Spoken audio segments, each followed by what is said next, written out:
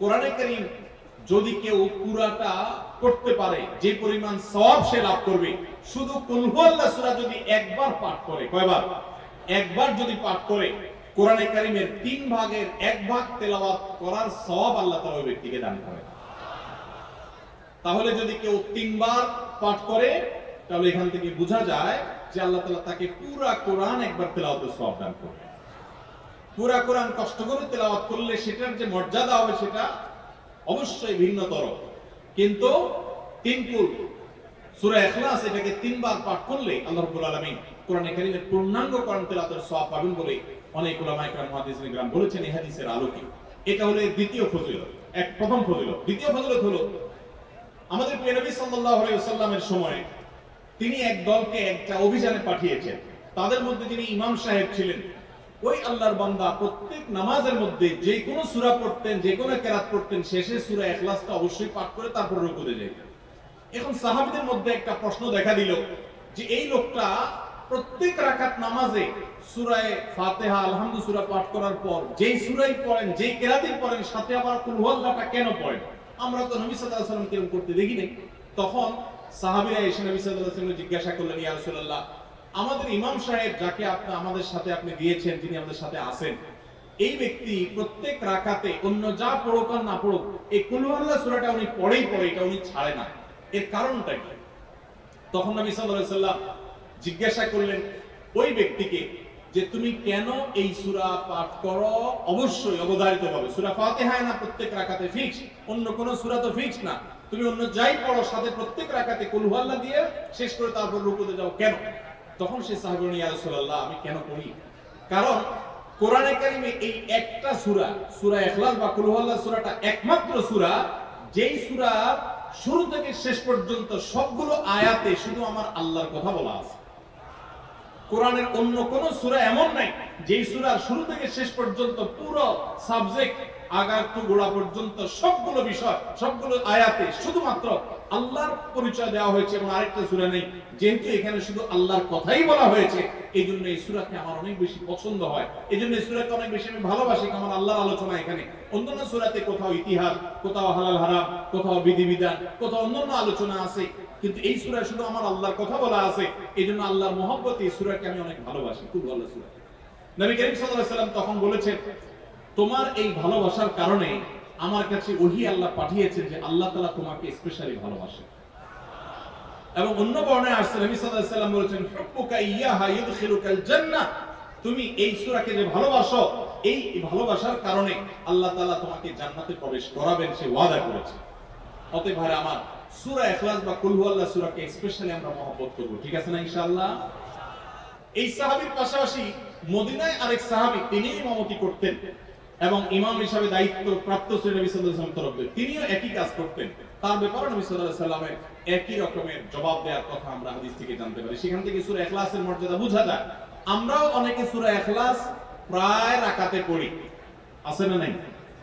আপনারা কারা কারা একা একা যখন নামাজ পড়েন, নফল হোক, সুন্নত হোক বা ফরজ হোক, যখন নামাজ পড়েন প্রায় রাকাতে সূরা কুল হুয়াল্লাহ পড়েন? কারা কারা একটু হাত তুলুন তো। আচ্ছা, হাত নামান। খুশি হয়ে হাত তুলছেন, মনে করছেন প্রশংসা পাবেন। প্রশংসা না, বরং একটা বদনাম পাওয়ার ভয় আছে। হাতটা তোলাইছি আমি, আপনারা মনে করছেন সবসময় হাত তুললেই শুধু জিতা যায়। দেখেন, যারা সূরা ইখলাসকে মহব্বত করে, এই যে ঘটনা আমরা শোনালাম নবী সাল্লাল্লাহু আলাইহি ওয়াসাল্লাম, এটা জেনে যে আমার আল্লাহর আলোচনা আছে এই সূরায়, অন্য কোনো আলোচনা নাই, আল্লাহর পরিচয় উল্লেখ করা আছে, আল্লাহর বৈশিষ্ট্য এবং ক্ষমতার উল্লেখ আছে, সেই মহব্বতে যদি কেউ সূরা ইখলাসকে মহব্বতের সাথে ধীরে ধীরে পড়ে, তাহলে তো তিনি অবশ্যই আল্লাহর কাছে বিশেষ মর্যাদা পাবেন। ওই সাহাবীর মতো আল্লাহর ভালোবাসা পাওয়ার সম্ভাবনা জোরালো। তবে আমাদের বেশিরভাগ মানুষ কুল হুয়াল্লাহ সূরা দিয়ে নামাজ পড়ে নামাজ শর্ট করার জন্য, ঠিক না বেঠিক? তাহলে এবার যদি আমি বলি কারা কারা নামাজ সংক্ষেপ করার জন্য কুল হুয়াল্লাহ সূরা দিয়ে নামাজ পড়েন, তাহলে দেখা যাবে হাত ওইগুলো আবার উঠছে।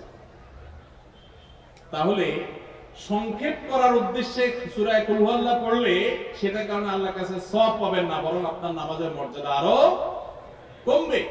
নামাজ কি সংক্ষেপে করতে হয় না লম্বা সময় নিয়ে করতে হয়? আমরা খাওয়াটা খুব ধীরে সুস্থে খাই, ঘুমটা খুব ঠান্ডা মাথায় যায়, কাজ কাম খুব ঠান্ডা মাথায় করি, শ্বশুর বাড়ি গেলে খুব আস্তে ধীরে যাই, সব কাজগুলো আমরা ধীরে সুস্থে করা পছন্দ করি। শুধু নামাজের বেলা আসলে, জিকির তসবির বেলা আসলে আমরা 4G 5G গতিতে, তুফান মেলের গতিতে যত তাড়াতাড়ি সম্ভব করার চেষ্টা করি। সব জায়গায় গতি ভালো না, মোবাইলের নেট স্পিডের গতি ভালো বুঝলাম, কিন্তু তেলাওয়াত যে যত ধীরে ধীরে করবে, নামাজ যে যত আস্তে আস্তে পড়বে, আপনি মসজিদে লক্ষ্য রাখবেন, আপনার মসজিদে যেই লোকটার নামাজের সবচেয়ে বেশি সময় লাগায়, যেই লোকটার 2 রাকাত নামাজে সবচেয়ে বেশি সময় ব্যয় করে, আপনি নিশ্চিত ধরে নেবেন এই লোকটার নামাজি হিসাবে তত আল্লাহর কাছে প্রিয় এবং শ্রেষ্ঠ। অতএব সময় নিয়ে নামাজ পড়বো তো ইনশাআল্লাহ। আমাদের অনেকেরই তাড়াহুড়া করে নামাজ পড়ার স্বভাব আছে ভাইরা, ভালো না এটা। যাই হোক, তো সূরা ইখলাস আমরা এটাকে সংক্ষেপ করার জন্য পড়বো না, মহব্বত করার জন্য পড়বো আজ থেকে, ঠিক আছে তো ইনশাআল্লাহ। কুল হুয়াল্লাহ সূরার আরেকটি ফজিলত বলে আমি শেষ করতে চাই, সেটি হলো যে নবী করিম সাল্লাল্লাহু আলাইহি সাল্লামের একটা হাদিস আছে যে কেউ যদি 10 বার সূরা ইখলাস বা কুল হুয়াল্লাহ সূরা পাঠ করে, কয়বার? 10 বার, রাতে দিনে যে কোনো সময় 10 বার যদি কেউ কুল হুয়াল্লাহ সূরা পাঠ করে, আল্লাহ নবী সাল্লাল্লাহু আলাইহি সাল্লামের হাদিসে ওয়াদা রয়েছে আল্লাহ তাআলা ওই ব্যক্তির জন্য জান্নাতে একটা বিশাল প্রাসাদ নির্মাণ করবে। দুনিয়ার কোনো প্রাসাদ না ভাই, পামজমারার প্রাসাদ না ভাই, এটা কোনো দুবাই বা পৃথিবীর কোনো গুরুত্বপূর্ণ জায়গার লোভনীয় কোনো আকর্ষণীয় কোনো জায়গার প্রাসাদ না ভাই, জান্নাতের প্রাসাদ। দুনিয়ার প্রাসাদ রেখে চলে যেতে হবে, জান্নাতের প্রাসাদ যে একবার পেয়ে যাবে অনন্ত অসীমকাল পর্যন্ত আর তার সেখান থেকে বের হতে হবে না, তার থেকে ছুটবে না। আল্লাহ আমাদের সবাইকে ফজিলত অর্জন করার তৌফিক দান করুন, আমিন।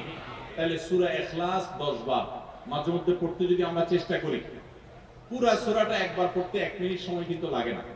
কুল হুয়াল্লাহু আহাদ আল্লাহুস সামাদ লাম ইয়ালিদ ওয়া লাম ইউলাদ ওয়া লাম ইয়াকুল লাহু কুফুয়ান আহাদ। কয় সেকেন্ড সময় লাগছে? 20 সেকেন্ড, 25 সেকেন্ড।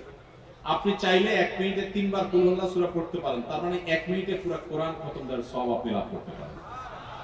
তাহলে অবসর সময়গুলোতে আমরা মুখস্থ তো সবারই আছে, পড়ার চেষ্টা করব না ইনশাআল্লাহ। আল্লাহ আমাদের সবাইকে তৌফিক দান করুন।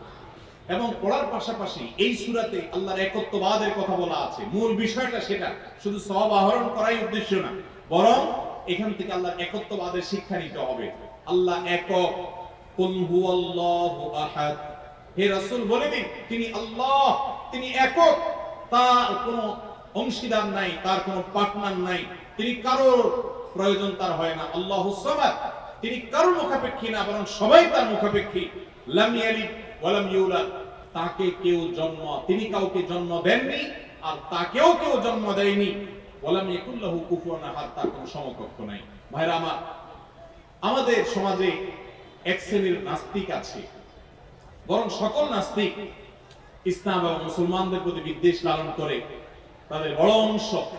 এই নাস্তিকদের একটা কমন প্রশ্ন হলো, তারা বলে আল্লাহ যদি আমাদের সবার সৃষ্টিকর্তা হয় তো আল্লাহর সৃষ্টিকর্তা কে? নাউজুবিল্লাহ। এরকম একটা প্রশ্ন নাস্তিকরা করে। নবী সাল্লাল্লাহু আলাইহি সাল্লামকে কোন কোন মুফাসসিরদের মতে এই প্রশ্নটাই করেছিল ইহুদিরা। কারা প্রশ্ন করেছিল? ইহুদিরা। সেই জবাবে আল্লাহ তাআলা এই আয়াত নাযিল করেছেন এবং জানিয়েছেন যে আল্লাহ তিনি কারোর জন্ম দেওয়ার মুখাপেক্ষী নন, তিনি তাকে কেউ জন্ম দেয়নি, তিনি কারোর মুখাপেক্ষী নন। এখন প্রশ্ন হতে পারে, আচ্ছা আল্লাহ তাআলা তিনি আমাদের সৃষ্টি করলেন বুঝলাম, তাহলে আল্লাহকে কে সৃষ্টি করলো, যেটা নাস্তিকরা করেছে। এই প্রশ্নটা একটা অমূলক প্রশ্ন এবং ভুল প্রশ্ন। এই প্রশ্নটা একটা ভুল প্রশ্ন। কিভাবে ভুল প্রশ্ন? আল্লাহ তাআলা কি সৃষ্টি না স্রষ্টা? সবাই উত্তর দেন। আল্লাহ কি সৃষ্টি নাকি সৃষ্টিকর্তা? আল্লাহ যদি সৃষ্টিকর্তা হন, স্রষ্টা হন, তাহলে তার আবার যদি সৃষ্টিকর্তা খোঁজেন, সৃষ্টিকর্তার জন্য যদি আবার সৃষ্টিকর্তা খোঁজেন, তাহলে তিনি তো আর সৃষ্টিকর্তা হলেন না, তাহলে তিনি সৃষ্টি হয়ে গেলেন। কথা বুঝেন নাই? যার স্রষ্টা থাকে তাকে সৃষ্টি বলে। আমার একজন স্রষ্টা, এক সত্তা আছে, স্রষ্টা, যিনি আমাকে সৃষ্টি করেছেন, আপনাকে সৃষ্টি করেছেন, তাহলে আমরা হলাম সৃষ্টি। যাকে কেউ সৃষ্টি করে তিনি হলেন সৃষ্টি। আমাদের আল্লাহর যদি আরেকজন স্রষ্টা আপনি খোঁজেন, তার মানে আপনি আল্লাহকে সৃষ্টি মনে করতেছেন। আসলে আল্লাহ তো সৃষ্টি না, তিনি হলেন কে? স্রষ্টা। স্রষ্টার আর কোন সৃষ্টিকর্তার প্রয়োজন। যদি বলেন যে আল্লাহরও আবার সৃষ্টিকর্তা লাগবে, তখন তো প্রশ্ন আসবে সেই সৃষ্টিকর্তার আবার সৃষ্টিকর্তা কে? এইভাবে তো অনন্ত অসীমকাল পর্যন্ত যেতে থাকবে, এটা তো হতে পারে না। এই জন্য পৃথিবীর সব কিছু, সৃষ্টি জগতের সব কিছু কোনো কারণ ছাড়া হয় না এক মহান সত্তা আল্লাহ রাব্বুল আলামিন। তিনি এমন এক সত্তা যে তিনি নিজে সবকিছু সৃষ্টিকর্তা, তাকে কেউ সৃষ্টি করেন নাই। তার আগে চিন্তা করে যদি আপনি হয়রান হন তো আল্লাহর কাছে পানা চাইবেন, বরং এই চিন্তা না করে আপনি আল্লাহর প্রতি ঈমান আনবেন, শয়তান থেকে পানা চাইবেন। এই যে তিন কুল, এই তিন কুলের আমল এত গুরুত্বপূর্ণ যে আপনাকে শয়তান যখন মনের ভিতর আল্লাহর অস্তিত্ব নিয়ে বাজে চিন্তা করায়, আমাদের কাছে যেসব প্রশ্ন আসে আজকাল, শত শত প্রশ্ন আসে যে হুজুর হঠাৎ করে মনের মধ্যে আল্লাহ সম্পর্কে বাজে চিন্তা আসে, খারাপ চিন্তা আসে, খারাপ কথা মনের মধ্যে আসে, এটা শয়তান করা। এটা যখন মনের মধ্যে আসবে সাথে সাথে আউযু বিল্লাহি মিনাশ শাইতানির রাজিম পড়বেন, এই সূরা ইখলাস ফালাক নাস পড়বেন এবং বাম দিকে প্রতীকী থুতু শুয়ের আগায় যে পরিমাণ থাকে এরকম থুতু বাম দিকে যদি নিক্ষেপ করেন এবং আউযু বিল্লাহ পাঠ করেন, আল্লাহ তাআলা শয়তান থেকে পানাহ দান করবেন। এবং মনে রাখবেন, মুসলমানের মনের ভিতরে আল্লাহ সম্পর্কে বাজে চিন্তা আসলে বুঝতে হবে যে ইবলিস হাজির হয়ে গেছে। কে হাজির হয়েছে? ইবলিস আমার মনের ভিতরে কুচিন্তা ঢুকাচ্ছে। এটা মনে হওয়ার সাথে সাথে আমি আরো জোরসে বলবো, কুল হুয়াল্লাহু আহাদ আল্লাহুস সামাদ লাম ইয়ালিদ ওয়া লাম ইউলাদ ওয়া লাম ইয়াকুল লাহু কুফুয়ান আহাদ। আল্লাহ আমাদের সবার ঈমানকে হেফাজত করার তৌফিক দান করুন। ভাইরা আমার, তাহলে আমরা সূরা ইখলাস সম্পর্কে জানলাম, এই সূরার ফজিলত এবং মর্যাদা সম্পর্কে জানলাম, কখন পাঠ করতে হয় সেটাও জানলাম, এর অর্থ জানলাম। বেশি বেশি করে অর্থ বুঝে বুঝে প্রত্যেকটা আয়াতের অর্থ মনে করে করে নামাজে পড়বেন, সকাল সন্ধ্যা পড়বেন। কুল, হে রাসূল বলুন, হুয়াল্লাহু, তিনি আল্লাহ আহাদ, একক, আল্লাহুস সামাদ, তিনি কারো মুখাপেক্ষী না, সবাই তার মুখাপেক্ষী, তার কোনো স্রষ্টার প্রয়োজন নাই, সবার স্রষ্টা তিনি। লাম ইয়ালিদ ওয়া লাম ইউলাদ, তিনি কাউকে জন্ম দেননি আর তাকেও কেউ জন্ম দেয় নাই। ওয়ালাম ইয়াকুল লাহু কুফুয়ান আহাদ, কুফু মানে সমান, তার সমান আর কেউ নাই, তার সামঞ্জস্য, তার সমতুল্য আর কেউ হতে পারে না। তিনি একক এবং অদ্বিতীয়। আল্লাহ তাআলা আমাদেরকে তার জাতের প্রতি, তাওহীদের প্রতি ঈমানকে সঠিকভাবে অবিচলভাবে রাখার তৌফিক দান করুন। আল্লাহ একক কোন দিক থেকে? ইবাদতের উপযুক্ততার ক্ষেত্রে আল্লাহ একক। ইবাদত আর কেউ পাওয়ার উপযুক্ত নাই। সমস্ত ইবাদত, সকল দোয়া, সকল প্রার্থনা শুধু কার কাছে হবে? অতএব কোন বিপদে পড়লে কোন মাজারে গিয়ে, কোন মৃত মানুষের কাছে, কোন মুর্দা পীরের কাছে, কোন অদৃশ্য শক্তির কাছে সাহায্য চাইলে সেটা শিরক হবে, ঈমান নষ্ট হবে। সাহায্য চাইতে হবে সাথে সাথে কার কাছে? আল্লাহর কাছে। ভাইরা আমার, আমাদের অনেক মুসলমান ভাই আছে আল্লাহর কাছে সাহায্য চাইতে জানে না, আল্লাহর কাছে সাহায্য চাইতে জানে না, তারা বিভিন্ন মাজারে চলে যায়, শিরক করে ঈমানকে নষ্ট করে ফেলে। মনে রাখবেন, আমাদের সাধারণ মানুষের অনেকের মধ্যে একটা রোগ আছে, মনে করে যে আমার গুনাহগারের কথা কি আর আল্লাহ শুনবেন? এই মানসিকতা আমাদের অনেক মধ্যে আছে না নাই? অনেকে দেখবেন নিজে দোয়া করে না, হুজুরের কাছে শুধু দোয়া চায়। হুজুরের কাছে দোয়া চাওয়াটা গুনাহের কথা না, এটা জায়েজ, চাওয়া যায়, কিন্তু নিজে না করে সারাদিন শুধুমাত্র হুজুরের কাছে দোয়া চাওয়াটা ভুল। আপনি নিজে আল্লাহর কাছে দোয়া করা শিখবেন। আল্লাহ বলেছেন যে উদউনি আস্তাজিব লাকুম, তোমরা আমার কাছে দোয়া করো। আল্লাহ বলেছেন আমি তোমাদের দোয়া কবুল করব, আল্লাহ ওয়াদা করেছেন। আপনি যত নাখান্দা মানুষ হন, আপনি যত সাধারণ মানুষ হন, আমরা যত গুনাহগার মানুষ হই না কেন, আমরা যদি আল্লাহর কাছে হাত তুলে, হুজুররা যেরকম মায়ের পেজ দিয়া সুন্দর সুরে সুরে কণ্ঠে আপনার মধুরতা মাখিয়ে, তারপরে আপনার ছন্দের তালে তাল মিলিয়ে কবিতার ছন্দের সাথে আয়াত পড়ে দোয়া পড়ে আল্লাহর কাছে চাইতে পারে, আমরা এত সুন্দর করে চাইতে পারি না, কোনো অসুবিধা নেই। ভাইরা আমার, আল্লাহর কাছে চাওয়ার জন্য মায়ের পেটের কোনো কথার দরকার হয় না, চালাকির দরকার হয় না। আরে যার বলার শক্তি পর্যন্ত নাই, সেই বোবাও যদি মনে মনে আল্লাহর কিছু চায়, কাছে কিছু চায়, আল্লাহ তাআলা আলিমুম বিদাতি সুদূর, বান্দার অন্তরের খবর পর্যন্ত আল্লাহ রাখেন, তার দোয়াও আল্লাহ তাআলা কবুল করেন। এখন আপনারা অনেকে বলবেন আমি এত বেশি নামাজ কালাম পড়ি না, আমি অনেক গুনাহ করি, গান শুনি, হারাম কাজ করি, অনেক খারাপ কাজে লিপ্ত, আমার দোয়া কি আল্লাহ কবুল করবেন? আমি আপনাকে কোরআনের আলোকে আল্লাহর প্রতি আস্থা রেখে বলছি যে আপনি যত গুনাহগার বান্দাই হন না কেন, আল্লাহর কাছে যদি আপনি চাওয়ার জন্য সেই রকম আন্তরিকতা নিয়ে আপনি চান, খুব মায়ের পেট দিয়ে না চান, আল্লাহ আমি একটু চাকরি নিয়ে বিপদে আছি, আল্লাহ আপনার হাতে সব কিছু, আমার মালিক, আমার কর্তৃপক্ষ, বস, সবার মন আপনার নিয়ন্ত্রণে, আপনি আমার চাকরির সমস্যাটা দূর করে দেন, আল্লাহ আমি বিপদে আছি এটা দূর করে দেন, আল্লাহ তাআলা আপনার দোয়া কবুল করবেন। এজন্য আমরা দোয়া করব কার কাছে? ইনশাআল্লাহ আল্লাহর কাছে। ওয়াইদা সাআলতা ফাসআলিল্লাহ ওয়াইদা ইসতাআনতা ফাসতাইন বিল্লাহ। নবী সাল্লাল্লাহু আলাইহি ওয়াসাল্লাম শিক্ষা দিয়েছেন তার সাহাবীকে, চাইবা যখন আল্লাহর কাছে, সাহায্য চাইবা আল্লাহর কাছে। আল্লাহ আমাদের সবাইকে তৌফিক দান করুন।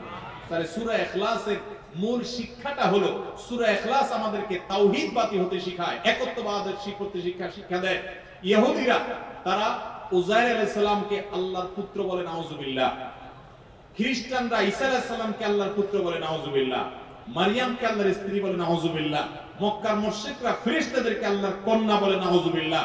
এই সব কিছু থেকে পবিত্র মুসলমানেরা তারা কোনো প্রকার সীমা লঙ্ঘন করে না, তাদের নবীকে অন্য কাউকে আল্লাহর সন্তান সাব্যস্ত করে না। কোরআনের এই সূরা আল্লাহ তাআলা সেটাই বলেছে। অতএব আল্লাহ সম্পর্কে সেই সঠিক ধারণাটা আমরা গ্রহণ করব, এটা হলো এই সূরার শিক্ষা। এবার আসা যাক সূরা ফালাক এবং নাস। সূরা ফালাক এবং সূরা নাস এই দুইটা সূরাকে বলা হয় মুআউযাতাইন। মুআউযাতাইন মানে হলো যেই দুইটা সূরা দিয়ে আল্লাহর কাছে আশ্রয় চাওয়া হয়, আল্লাহর কাছে অ্যাপ্লিকেশন, বিপদে আপদে অসুখে বিসুখে মুসিবতে আল্লাহর কাছে মহান রবের কাছে আশ্রয় চাওয়ার সূরা হলো এই দুইটা সূরা। এইজন্য এগুলোকে বলা হয় মুআউযাতাইন। মুআউযাতাইন শব্দের অর্থই হলো আল্লাহর কাছে যে সূরা দিয়ে আশ্রয় চাওয়া হয়, সেটা হলো সূরা ফালাক আর সূরা নাস। আপনার যদি কোনো বিপদ হয়, আজকে অনেক ভাই প্রশ্নে লিখেছে, অনেক সময় মানুষ বলে ভাই আমার বাচ্চাটার এই সমস্যা, আমার ওই ওয়াইফের এই সমস্যা, আমার স্বামীর এই সমস্যা, আমার এই সমস্যা, আমরা আল্লাহর কাছে আশ্রয় চাইতে জানি না। আজকে শিখে যান, আপনি কোন আলিমের কাছ থেকে দোয়া দুরূদ পড়িয়ে নিতে পারেন, পানি পড়া নিতে পারেন, তেল পড়া নিতে পারেন, শরীরে ফু দিয়ে নিতে পারেন, এগুলো জায়েজ। রুকিয়া ঝাড়ফুঁক বলে এগুলোকে, কোরআন আয়াত দিয়ে এগুলো করলে অসুবিধা নেই ঝাড়ফুঁক করা। কিন্তু আপনারা যারা এখানে আছেন সবাই এই আমলটা করতে পারেন। সেটা কি? সূরা ফালাক এবং সূরা নাস আপনারা ঠিকমতো পড়বেন। দেখে আপনার বাচ্চার কোনো অসুবিধা হয়েছে আপনি নিজে পড়বেন। কোন হুজুরি দিয়ে করাতে পারলে ভালো। রাত 10টা বাজে বাচ্চা হঠাৎ কান্নাকাটি শুরু করছে, অস্বাভাবিক, আপনার কাছে মনে হচ্ছে অস্বাভাবিক কিছু, তো আপনি সূরা ইখলাস, সূরা ফালাক, সূরা নাস 3-3 বার পড়ে বাচ্চাকে ফু দেন। যদি আল্লাহর প্রতি ইয়াকিন থাকে আপনার, আল্লাহর শপথ করে বলছি আমি নিজে আমার জীবনে বহুবার এই 3 সূরা পড়ে তৎক্ষণাৎ একেবারে পড়ার সাথে সাথে আমি কার্যকরিতা আমার চোখে বহুবার দেখেছি আলহামদুলিল্লাহ। অতএব আপনি যদি ইয়াকিনের সাথে সূরা ফালাক, সূরা নাস, বিশেষ করে এই দুইটা সূরা আর সূরা ইখলাস সহ পড়তে পারলে আরো ভালো, তিনটা সূরা যদি আপনি পড়ে বাচ্চাকে ফু দেন, নিজের শরীরে ফু দেন। নবী করিম সাল্লাল্লাহু আলাইহি সাল্লাম সূরা ফালাক, সূরা নাস এই দুইটা সূরা পড়ে নিজের শরীরে প্রায় ফু দিতেন, আমাদের আয়েশা রাদিয়াল্লাহু আনহা বর্ণনা করেছেন। এইজন্য এই দুইটা সূরা আমাদের পড়া উচিত। সেই সাথে নবী সাল্লাল্লাহু আলাইহি সাল্লাম এক সাহাবীকে বলেছেন, তুমি কি জানো আজকে রাতে যে দুইটা সূরা আমার প্রতি নাজিল হয়েছে, যে আয়াতগুলো নাজিল হয়েছে, এইরকম আয়াত কোরআনে আরেকটা নাজিল হয় নাই। গোটা কোরআনে অন্য কোন সূরা, অন্য কোন আয়াত এরকম না, এগুলোর সমকক্ষ না। এরকম বিশেষ ফজিলতপূর্ণ আয়াতগুলো অর্থাৎ সূরা ফালাক, সূরা নাস আজকে রাতে নাজিল হয়েছে, নবী সাল্লাল্লাহু আলাইহি ওয়াসাল্লাম এক সাহাবীকে বলেছেন। এবং নবী সাল্লাল্লাহু আলাইহি ওয়াসাল্লাম মাঝে মধ্যে এই সূরাগুলো দিয়ে ইমামতি করতেন, নামাজে পাঠ করতেন। আমাদের আয়েশা বলেছেন তিনি এগুলো পড়ে নিজের প্রতি নিজে ফু দিতেন, নিজেকে রক্ষা করার চেষ্টা করতেন। এই দুইটা সূরা নাজিল হওয়ার যে প্রেক্ষাপট, সেই ঘটনা শুনলে আমাদের ঈমান আরো বেড়ে যাবে ইনশাআল্লাহ।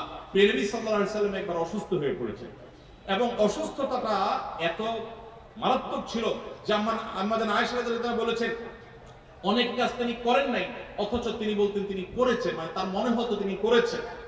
আবার অনেক কাজ তিনি করেছেন তিনি ভুলে যেতেন, মানে এরকম একটা অবস্থা তার তৈরি হয়েছে যে স্বাভাবিক না অস্বাভাবিক, আমাদের অনেকের হয়। তখন নবী সাল্লাল্লাহু আলাইহি সাল্লাম বিভিন্ন তখনকার যে চিকিৎসক ছিল তাদের সহযোগিতা নিয়েছে, বিভিন্ন ট্রিটমেন্ট করেছেন, কিন্তু কোনোভাবে কোনো কাজ হচ্ছিল না। আল্লাহ রাব্বুল আলামিন তার নবী সাল্লাল্লাহু আলাইহি সাল্লামের চিকিৎসার জন্য দুইজন ফেরেশতা পাঠিয়েছেন। তাদের একজন ফেরেশতা নবী সাল্লাল্লাহু আলাইহি সাল্লাম স্বপ্নে দেখছেন যে একজন ফেরেশতা তার মাথার কাছে এসে দাঁড়িয়েছে নবী সাল্লাল্লাহু আলাইহি সাল্লাম, আরেকজন ফেরেশতা নবী করিম সাল্লাল্লাহু আলাইহি সাল্লামের পায়ের কাছে এসে দাঁড়িয়েছে। মাথার কাছে যে ফেরেশতা দাঁড়িয়েছে ওই ফেরেশতা পায়ের কাছে থাকা ফেরেশতাকে জিজ্ঞাসা করছিলেন যে এই লোকটার কি হয়েছে, অর্থাৎ নবী সাল্লাল্লাহু আলাইহি সাল্লামের কি হয়েছে। তখন পায়ের কাছে থাকা ফেরেশতা খুব মনোযোগ সহকারে শুনেন, পায়ের কাছে যে ফেরেশতা দাঁড়ায় ছিলেন উনি বলতেছেন ওনাকে, অর্থাৎ আমাদের নবী সাল্লাল্লাহু আলাইহি ওয়াসাল্লামের কথা বলছেন, ওনাকে জাদু করেছে। পায়ের কাছে থাকা ফেরেশতা এটা বলার পর মাথার কাছে থাকা ফেরেশতা আবার জিজ্ঞাসা করলেন কে জাদু করেছে। পায়ের কাছে থাকা ফেরেশতা তার নামও বলেছে, লাবিদ ইবনে আসাম নামে এক ইহুদি, উপর দিয়া মুনাফিক মুসলমান সাজছে, আসলে সে ইহুদি, সে জাদু করছে নবী সাল্লাল্লাহু আলাইহি ওয়াসাল্লাম। এটা বলার পর আবার মাথার কাছে ফেরেশতা জিজ্ঞাসা করলেন জাদুটা কোথায় আছে, কিভাবে করেছে। তখন বলা হলো যে চুলে জাদু করেছে, জাদুর মন্ত্র পড়ে চুলে গিরা দিয়েছে, গিরা দিয়ে জাদু করেছে। এরপর আবার মাথার কাছে ফেরেশতা জিজ্ঞাসা করলেন জাদুটা কোথায়, জাদুর সেই সুতাটা সেই ইয়েটা কোথায় রাখা আছে। তখন পায়ের কাছে থাকা ফেরেশতা, এগুলো আল্লাহর পক্ষ থেকে ওহী নিয়ে আসছেন, ওনারা জানেন, আল্লাহ ওহীর মাধ্যমে তাদের জানিয়েছেন। তো তিনি বললেন যে সেটা অমুক কূপের নিচে পাথরের নিচে চাপা দিয়ে রাখা আছে। নবী করিম সাল্লাল্লাহু আলাইহি সাল্লামের স্বপ্ন শেষ হওয়ার পরই আমাদের আয়েশাকে সবাইকে বললেন এই অবস্থা। এরপর তিনি সেই সুতা তুলে আনলেন, সুতা তুলে এনে সেটা যখন ধ্বংস করলেন, গিরা খোলার ব্যবস্থা করলেন, সেই চোল তখন দেখা গেল নবী সাল্লাল্লাহু আলাইহি সাল্লামকে আল্লাহ তাআলা অলৌকিকভাবে সাথে সাথে সুস্থ করে দিয়েছে।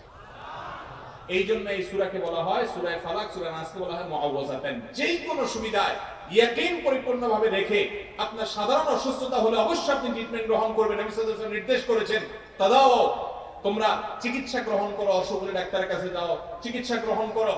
ফাইনাল্লাহা মা খালাকা দাআন ইল্লা খালাকা লাহু দাওয়া। আল্লাহ এমন কোন রোগ সৃষ্টি করেন নাই যেই রোগের প্রতিষেধক বা ঔষধ সৃষ্টি করেন নাই, সেটা তোমরা করো। সেই সাথে আবার কোরআনে এও বলা হয়েছে যে এই কোরআনকে মানুষের জন্য শেফা হিসেবে আল্লাহ দিয়েছেন। অতএব ইয়াকিনের সাথে আমরা এই আমলটা করব। আমি আবার বলছি, আমার জীবনে একবার নয়, আল্লাহর শপথ করে বলছি, বহুবার আমি দেখেছি সূরা ফালাক, সূরা নাস, সেই সাথে সূরা ফাতিহা। সূরা ফাতিহাটাও সর্বরোগের ঔষধ। সূরা ফাতিহা, সূরা ইখলাস, সূরা ফালাক, সূরা নাস, এগুলো পড়ে ফু দিয়ে পানিতে, তেলে, খাবারে, মানুষের উপরে যে কোনো বিশেষ করে জিন্নাতের সমস্যা, ব্ল্যাক ম্যাজিকের সমস্যা বা অস্বাভাবিক সমস্যা বা সাধারণ রোগ হলেও আল্লাহর কাছে আশ্রয় চাওয়া হলে আমি বহুবার দেখেছি যে আল্লাহ রাব্বুল আলামিন কুদরতিভাবে তৎক্ষণাৎ সেটার কার্যকারিতা আমাকে দেখিয়েছেন, সাহায্য করেছেন। আমরা সবাই আমল করব তো ইনশাআল্লাহ। আজকে আপনাদেরকে এই সিক্রেট জিনিসটা জানায় রাখি, আপনাদের কাছে সিক্রেট। আপনারা আমাদের কাছে বোতল নিয়ে আসেন, তেল নিয়ে আসেন, হুজুর একটু পানি পড়ে দেন। অনেক সময় বাচ্চাকে নিয়ে আসেন, হুজুর একটু তাকে দোয়া পড়ে ফু দিয়ে দেন। আমরা কি দোয়া পড়ি আজকে সেটা আমি আপনাদের সামনে ফ্ল্যাশ করে দিলাম, জানিয়ে দিলাম। যদি এটা আসলে সিক্রেট কোনো বিষয় না, কোরআন হাদিসে বলাই আছে, কিন্তু আমাদের কাছে অজানা, সে অর্থে সিক্রেট বলেছি। এই আমলটা আজকে আপনাদেরকে জানিয়ে দিলাম। মা বোনরা নিজেরা আমল করবেন, নিজের জন্য নিজে দোয়া পড়বেন, বাচ্চার জন্য আপনি পড়বেন, পুরুষরাও করবেন, যে কেউ যে কারোর জন্য করতে পারেন। আমার বাচ্চার কোনো অসুবিধা হলে মাঝে মধ্যে আমার মিসেস বলতেন যে একটু দোয়া পড়ে সূরা ফাতিহা পড়ে ফু দাও তো। আমি আমার মিসেসকে সাথে সাথে বলি, কেন, তুমি দিলে কি সমস্যা? আমি দিব অবশ্যই, কিন্তু তুমি তো আল্লাহর বান্দা, তুমি বরং আল্লাহর প্রতি ঈমানে কি আমার চেয়ে আরো বেশি রেখে পড়তে পারো। আল্লাহ তাআলা অবশ্যই সেটা কার্যকর করতে পারেন। এজন্য আমরা কার্পণ্য করব না, শুধু হুজুরদের দিকে চেয়ে থাকবো না। হুজুরদের কাছ থেকে দোয়া আনবো, পানি পড়া আনবো, সেটা যেমন ঠিক আছে, তার চাইতে উত্তম হবে যে এই দোয়াগুলো নিজে নিজে যদি আপনি পড়েন, আল্লাহর কাছে সরাসরি চান, সেটা আরো বরং আপনার জন্য উচিত হবে এবং ভালো হবে।